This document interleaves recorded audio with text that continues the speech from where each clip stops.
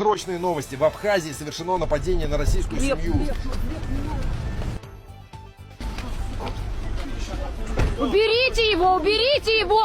Уберите его! Уберите!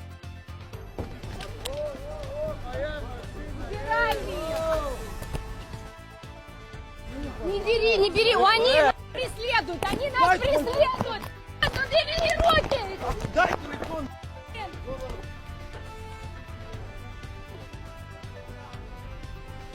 Держите их! Вы понимаете, они нас преследуют! Слышите, что вы стоите? Что вы стоите? Что вы стоите? Вы едете убивать!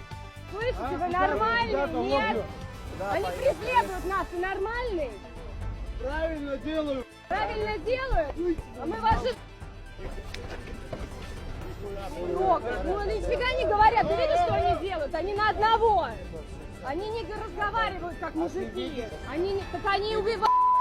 Ты понимаешь ситуацию? Один на один выясняют мужики отношения. Это не мужики. Он позвонил своим, блин, и едут, нас преследуют до границы. Это нормально?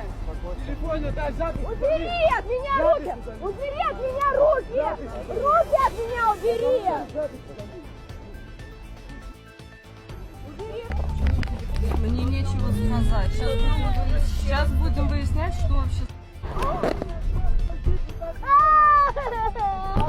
Ты что делаешь?